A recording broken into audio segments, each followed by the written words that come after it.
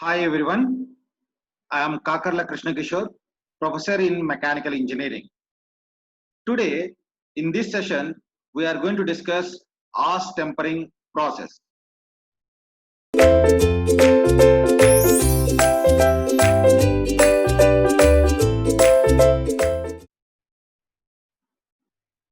Now, let me discuss the arc tempering process in material technology. So what is arc tempering process, why this is required, and how this is done on the material. So all these details we are going to discuss in this session. So let me discuss the details here. Now, here any heat treatment is required for any material for some purpose. So let me discuss this particular arc tempering in detail. So first of all, what is arc tempering? Why arc tempering is done on the material? See, the arc tempering process, whatever the arc tempering process that you have seen here, this is a heat treatment that is applied to ferrous metals, most notably steel and ductile iron. So that means these are the two materials on which we are doing arc tempering process. This heat treatment process is a special heat treatment process for these materials. So what is the purpose? Anyway, we are going to discuss the purpose also. And this purpose, that is this arc tempering process, is the isothermal. So that means when we are doing this particular arc tempering, the temperature is constant. See, let me repeat this particular sentence. The temperature is constant. The isothermal transformation of a ferrous alloy at a temperature below the perlite formation. So this particular point, try to understand. So here, this arc tempering process that we are discussing here, this has to be done below the perlite formation and above the martensite transformation. Here, this particular point you can see in TTT diagram, time temperature transformation diagram. Here you can observe the time temperature diagram. The point here we have to remember is below the perlite formation and above the martensite transformation. Now you can see the image here. This is the martensite starting formation. That is the formation of martensite starts at this temperature, and the below the perlite here. This is the perlite formation here. So that means below the perlite and above the martensite, whatever the process, whatever the temperature that we are seeing, so that is represented as here as tempering process. So this is having some purpose here. So the purpose and the result of the arc tempering process, we will see what is the main point in arc tempering process. Here, if you observe this TTT diagram, here this is the time, that is the transformation starting line, and this is the after 50% transformation. This is the transformation ending line. So here, when the transformation starts and when the transformation ends, between all these points, you have to understand the material will undergo the various transformations. So one transformation is arc tempering process. So this heat treatment process will give the material the some properties that we are discussing here. Now, what is the first step in the arc tempering process? First step is austenizing. Austenizing means we are converting the material so that it will form austeniting structure. So you can observe here, in order for any transformation to take place, the microstructure of the metal must be austenitic structure. So that means for any transformation, we require the material in an austenitic form. So that is very, very important point in transforming the material. And the temperature, at what temperature the austenitic temperature or the austenitic structure will form. See, the austenitic temperature are typically around this degree centigrade, that is in degree centigrade, 790 to 950 degrees centigrade around. If it is in Fahrenheit, 1455 to 1680 degree Fahrenheit. So this is the austenitic temperature at which this structure is going to form. And the amount, how much time you have to spend to form this austenitic temperature. Here, the amount of time at this temperature will vary. So that means depends on the alloy, which alloy that is formed, and what is the composition of the alloy, what is the composition of the material. So depends on the material, the time, but the particular time will vary here, and the process specifies for a screw hardened feet here, that is a part here. So that means it depends on the material, depends on the particular composition, the time spent, that is the amount of time spent will vary from material to material. So this is the first step, that is in austenizing step. You can observe the picture here. This picture is versus temperature versus time. You can see here, this is a preheating up to, that is at 550 degrees centigrade, and you have to maintain this preheating at least for 15 minutes. After that, the austenizing temperature, it will reach to austenizing temperature. Once it reaches to austenizing temperature, you have to keep at least for 1.5 hours, that is around 9-10 degrees centigrade. Once austenizing temperature is confirmed, that is formed, then the next one is cooling,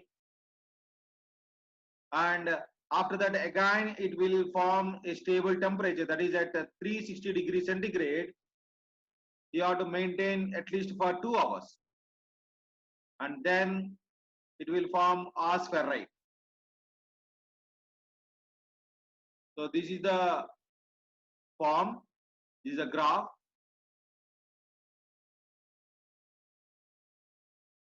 Now we'll see the other details of austempering process. Now let me share some of the salient features here. The best results are achieved when austenizing is long enough. That means what are the process that we are saying it is an austenization process is long enough to produce a fully austenitic metal microstructure. So that means what are the material that you have taken, so that has to be converted into the austenitic metal microstructure with a consistent carbon content. That is very, very important. The carbon content percentage important, and in steels this may take, that means what are the austenizing that we are saying, this may take only a few minutes after the austenizing temperature has been reached throughout the part section. But in cast iron, so that means it depends on the material. If it is a steel, the time will vary. If it is a cast iron, the time will vary. So depends on the material, the time varies. You can see the graph here. This is the graph. These are the cooling curves here. This is the isothermal transformation diagram. So that means what are the austenizing, what are the austempering process that we are doing, that is above martensite starting temperature and below the particular Pearlite line, that is the Pearlite formation. So this is temperature versus time. This is the graph. And the next process, the second process, after the material reaches to austenizing temperature, then you have to go for quenching. Quenching means sudden cooling, as with conventional cool. That is, whatever the quenching that we are doing here, the material being heat treated must be cooled from the austenizing temperature. Suppose what will happen if the temperature or the temperature is not given suddenly? See, what are the material properties that you want, if we will not get those material properties. So that's why in what environment you are cooling, that is very, very important. Here once the austenizing temperature it reaches, and once the total material formed into austenitic structure, you have to keep in a cooling environment, that is called as a quenching, sudden cooling. And here sudden cooling is adopted here to avoid the formation of the pearlite. So we require, suppose if you go for, if you avoid quenching, automatically the material will be converted to pearlite.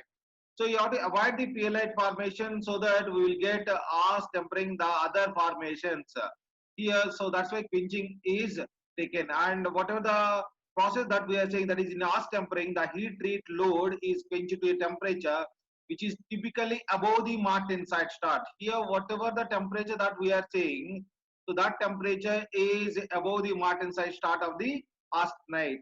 And you can see here on the left side, these are the cooling curves.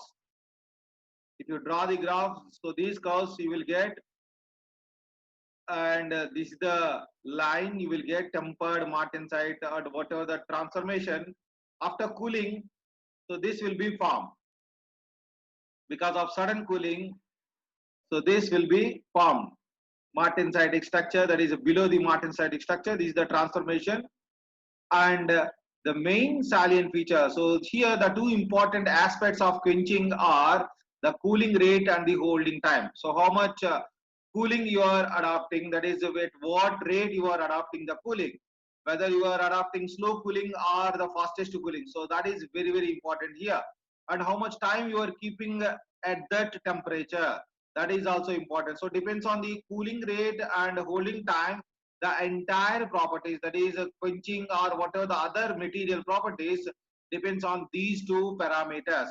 The main practice here, why we are quenching into a bath of liquid, see, we are in general keeping the material, that is keeping the quenching process by taking the bath of liquid nitrate salt and hold in the bath. So this is the usual process, that is the material that we are taken, and the quench and the holding temperature, whatever the process that we are adopting, that is the primary processing parameter that control the final hardness.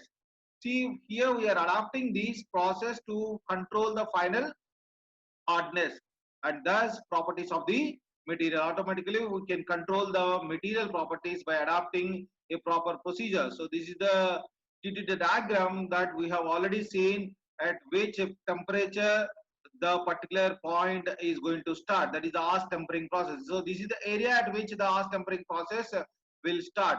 And the next step is cooling. So this is the last step that we have adapted. See, after quenching is completed, this process is compulsory for any material. See, after quenching, suppose and holding, there is no danger of cracking. So that means we can say that the cracking may be not possible for the material, but the parts are typically, in general, we have to cool the, that is in an environment in which air is present. That means typically air cooled or put directly into a room temperature. So that means we have to keep the material after quenching process is completed in a room environment. So that means at a normal temperature. See, after this particular process is completed, we have to think about the tempering process. Is this process is required? For all the process, the tempering is not required. See, if you go for tempering again, it will be a cost process. That means no tempering is required after ash tempering. So that is the main advantage after ash tempering process. Suppose if the ash tempering process is not done, if it is a general martensitic structure, so then ash tempering, after ash tempering or after the heat treatment is completed, tempering is required. But in the case of ash tempering, the tempering is not required. So that means it is a thorough hardened and fully transformed to either granite or aspherite. So these are the two materials that we are going to get with the help of ash tempering process. So that means here this tempering process, what are the tempering process that we are saying in the previous procedures, that is the other heat treatment process, it adds another stage and thus cost to the process. It does not provide the same property modification and stress relief in granite or aspherite. So that's why we have to go for this particular ash tempering process to avoid even tempering also we can avoid.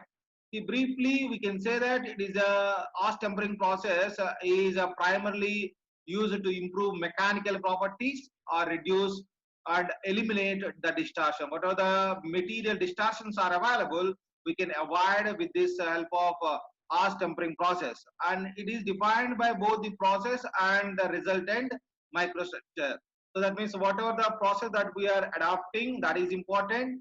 Heating, cooling, and at what temperature you are heating, that is important. And the microstructure depends on the microstructure only. We can say that that material is going to be formed. And in steel, it produces a baryonite microstructure, and if it is a cast iron, it produces a structure of acyclic. So that means a disturbed structure, acyclic ferrite and high carbon stabilized austenite, which is known as aspherite.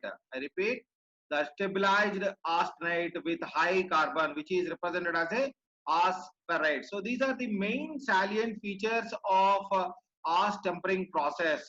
See, so many advantages are there for ash tempering process. We can mainly avoid the distortion. If you keep the quenching directly on the material, so then we cannot, sometimes we cannot avoid the cracks which are observed in the material. But if you adapt ash tempering process, we can say that at least some percentage of the cracks and some percentage of the distortion can be avoided. So this is all about the ash tempering process. In next coming video, we will discuss another topic. So this is Kokala Krishna Kishore signing off. So thank you one and all.